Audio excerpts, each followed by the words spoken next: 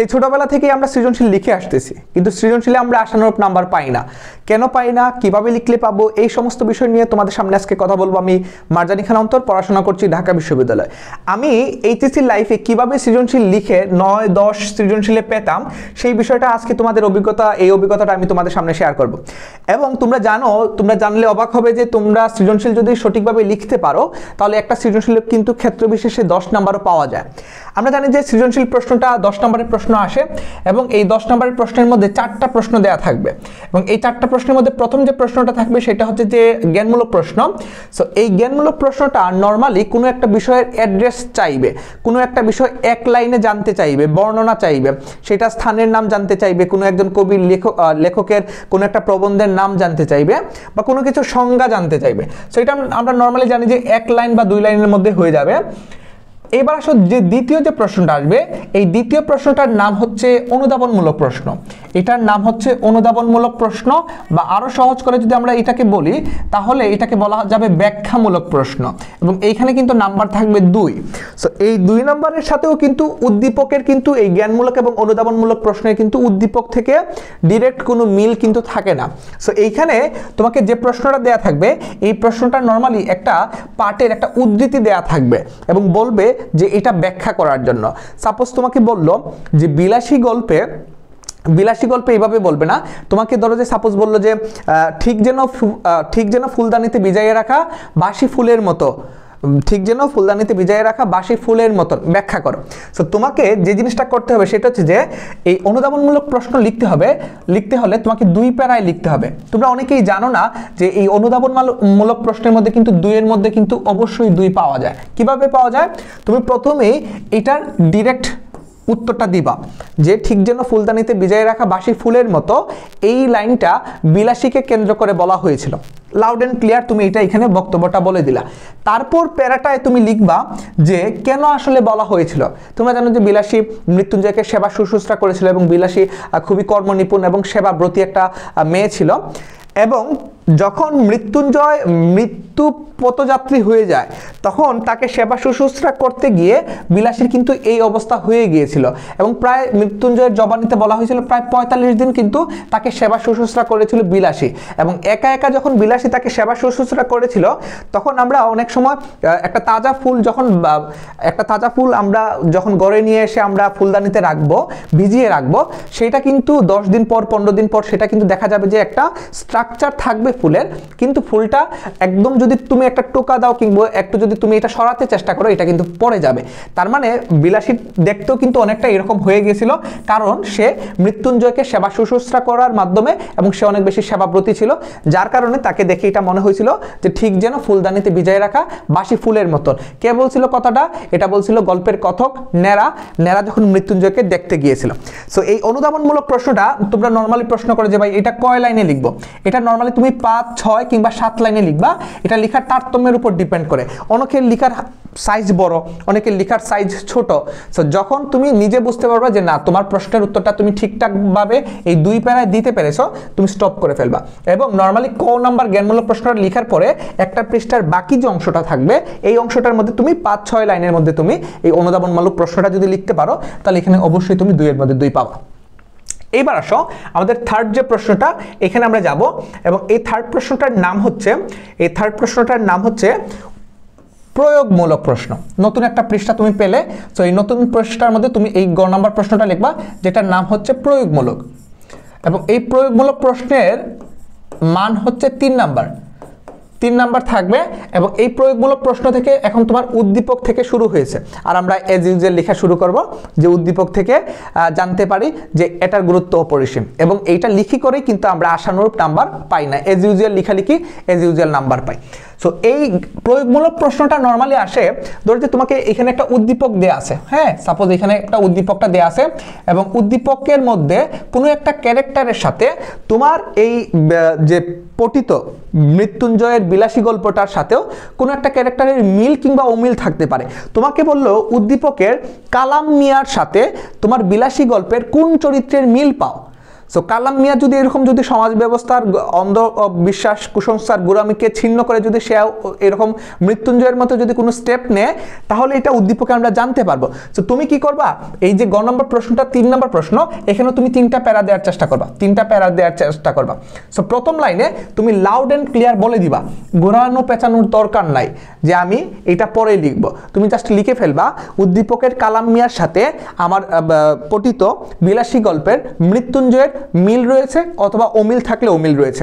So এটা যখন তুমি প্রথম লাইনে বলে ফেলবা, তখন টিচার কিন্তু বুঝতে পারবে যে না, তোমার আসলে ক্রিস্টাল ক্লিয়ার একটা ধারণা আছে বিলাসী গল্পটা নিয়ে। ঠিক আছে, আমরা 90% স্টুডেন্ট সৃজনশীলের নাম্বার না পাওয়ার কারণ হচ্ছে তারা এই জায়গায় লাউডলি এটা বলে না। তারা কি করে, এটা না বলে ঘুরায় পেঁচায় পরবর্তীতে কোনো জায়গায় লিখলেও লিখতে পারে, আর লিখবে কই থেকে ম্যাক্সিমাম জিনিসটা বুঝতেই পারে না, ধরতেই পারে না যে এটার সাথে আমার এই গল্পের মিল আছে। ঠিক আছে, সো আমরা এই জিনিসটা যেভাবে করব, তারপর তুমি এইখানে ব্যাখ্যাটা দিবা, ব্যাখ্যাটা দেওয়ার চেষ্টা করবা, একটা স্টোরি দাঁড় করাবা। এখন তোমরা মনে রাখবা উদ্দীপকের কোনো লাইন যাতে আমি হুবহু এখানে টেনে নিয়ে না আসি।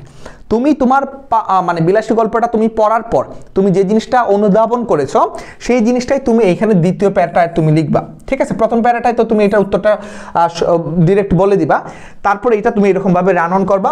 এখানে ধরো যে সর্বোচ্চ 10-12 লাইন হবে। তারপর যেটা হবে সেটা হচ্ছে যে তুমি অপর পৃষ্ঠায় যাবা এবং অপর পৃষ্ঠার নর্মালি অর্ধেকটা লেখার চেষ্টা করবা, 1.5 পৃষ্ঠা লেখার চেষ্টা করবা, এবং এইখানে তোমার থার্ড যে স্টেপসটা সেটা হবে। সেটা কিভাবে, সেটা তুমি ফিনিশিং টাচ দিবা এবং এই প্রেক্ষাপটটা যে তুমি লিখেছো এটার সাথে এখানে তুমি একটা মিল দেওয়ার চেষ্টা করবা। ঠিক আছে, সো আমি আবার বলতেছি যে কোনো লাইন উদ্দীপক থেকে টেনে আনবা না, ইরিলিভেন্ট কোনো জিনিস লিখবো না। আমরা অনেক সময় ইরিলিভেন্ট বা অপ্রাসঙ্গিক লিখে লেখাটাকে বড় করি, কিন্তু মনে রাখতে হবে এইচএসসি পরীক্ষার টিচার যারা খাতা কাটবেন তারা কিন্তু তোমার এই প্রথম 1-2 লাইন তোমার খাতাটা হাতে নিয়ে কিন্তু বুঝতে পারবেন যে তোমার মধ্যে আসলে কতটুক তুমি আসলে কতটুক জানো, কিংবা তোমার মধ্যে কতটুক আসলে জানার বিষয়টা আছে আর কি। সো অপ্রাসঙ্গিক লেখা লিখবা না, হুদাই টেনে লম্বা করবা না, হুদাই টেনে যে বেশি লিখলে বেশি নাম্বার, এই টেন্ডেন্সি থেকে বেরিয়ে আসতে হবে, তাই তো। তারপর তোমাদের যে প্রশ্নটা আসবে সেই প্রশ্নটা হচ্ছে যে উচ্চতর দক্ষতামূলক। এই প্রশ্নটার নাম হচ্ছে উচ্চতর দক্ষতামূলক। এখন এই যে উচ্চতর দক্ষতামূলক এই প্রশ্নটা নর্মালি তোমাকে একটু তোমার স্কিলের উপর এটা ডিপেন্ড করে। এই প্রশ্নটা কিভাবে আসে, যে উদ্দীপকের কালাম মিয়ার পাশাপাশি অন্য আরেকটা চরিত্রের সাথে বা এই চরিত্রটা তোমার পঠিত বিলাসী গল্পের সাথে আংশিক রূপ দেয়, বা এটার কোন ভাবটা প্রকাশ পেয়েছে নাকি পরিপূর্ণ ভাবটা এখানে প্রকাশ পেয়েছে, এইটার উত্তরে সপক্ষে যুক্তি দাও, বা উত্তরের পক্ষে তুমি হ্যাঁ অথবা না যুক্তি দাও। যদি তোমার উত্তর হ্যাঁ হয়ে থাকে তাহলে উত্তরের সপক্ষে তোমার যুক্তি দিতে হবে।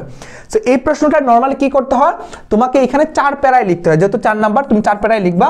সো আবার সেম তুমি এখানে শুরু করবা যে না, এইখানে যে আমার উদ্দীপকের সাথে বিলাসী গল্পের আংশিক ভাব ফুটে উঠেছে, বা তোমার যদি মনে হয় যে না পরিপূর্ণ ভাব ফুটে উঠেছে, তাহলে তুমি লিখবা যে বিলাসী গল্পের বিলাসীর সাথে উদ্দীপকের রেহানার কি হয়েছে, আংশিক ভাব ফুটে উঠেছে।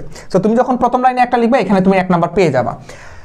দ্বিতীয় প্যারায় তুমি কি করবা, একটা স্টোরি দাঁড় করানোর চেষ্টা করবা। সেম তুমি যেটা পড়েছো বিলাসী গল্পের মধ্যে বিলাসীর চরিত্রগুলোর সাথে উদ্দীপকের চরিত্রের মিল কিভাবে রয়েছে, মিল যদি না থাকে তাহলে কেন আসলে তাদের মধ্যে বৈসাদৃশ্য রয়েছে।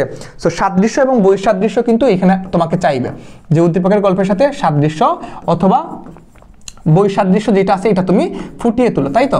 সো তুমি কি করবা, পরবর্তী পৃষ্ঠাতে যাবে, পরবর্তী পৃষ্ঠাতে এই গ নাম্বারটা পুরোটা লিখবে। এখানে তুমি পুরোটা লেখার পর 4 প্যারা যাতে হয়, ঠিক আছে।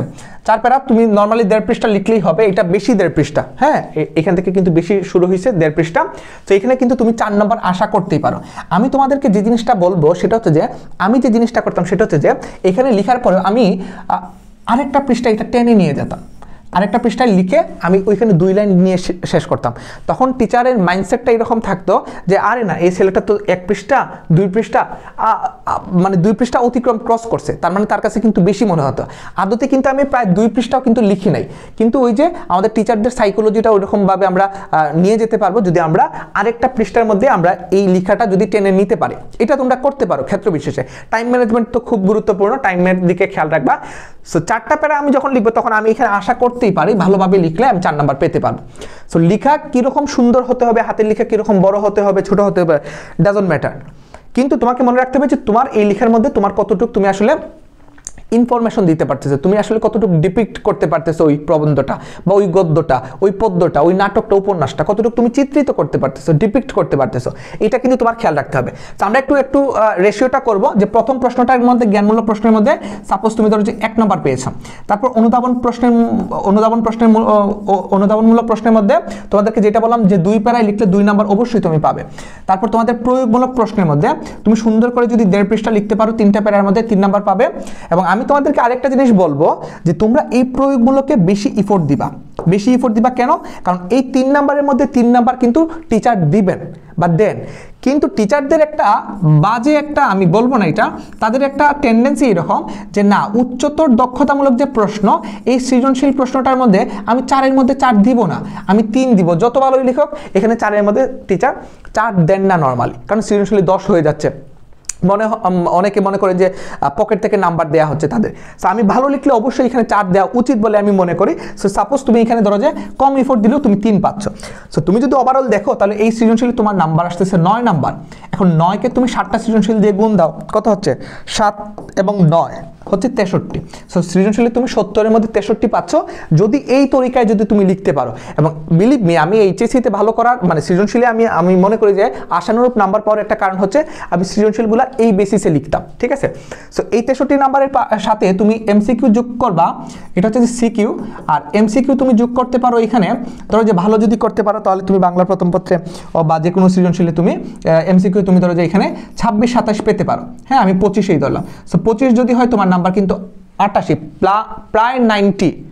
সো তুমি বুঝতে পারতেছো, তুমি অনেকেই বলো যে ভাই বাংলা দ্বিতীয় পত্রে এ প্লাসটা পাওয়া যায়, কিন্তু বাংলার প্রথম পত্রে এ প্লাসটা মিস হয়। কেন মিস হবে? তুমি যদি এইভাবে সৃজনশীল সবগুলো যদি আনসার করে আসতে পারো, ঠিকঠাক মতো যদি লিখতে পারো, ইনফরমেশন যদি জেনারেট করতে পারো, হ্যাঁ, তুমি ধরো যে তুমি যে জিনিসটা জানো, যে ইনফরমেশনগুলো জানো, এটা যদি তুমি ঠিকঠাক মতো জেনারেট করতে পারো, তুমি অবশ্যই সৃজনশীলে কিন্তু 9 করে কিন্তু পেতে পারো। তো 7টা সৃজনশীল ঠিকঠাক মতো লিখতে পারলে তুমি কিন্তু অবশ্যই 63 নাম্বার, 64 নাম্বার, 62 নাম্বার, মানে 60 আপ নাম্বার পাবে।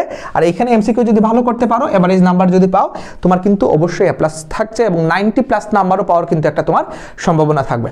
সো এই ছিল আজকের ভিডিওতে তোমাদের সাথে আলোচনা করলাম কিভাবে আমি আমার এইচএসসি লাইফে সৃজনশীল ভালো করেছিলাম। সো এই ট্রিক্সটা যদি তোমাদের ভালো লাগে অবশ্যই তোমরা ক্লাসটা শেয়ার করে রাখবা এবং তোমরা নেক্সট কোন টপিকের উপর ভিডিও চাও সেটা তোমরা আমাকে একটু কমেন্ট সেকশনে জানিয়ে দাও। সো সবার জন্য শুভকামনা রইল, দেখা হবে অন্য কোনো ভিডিওতে।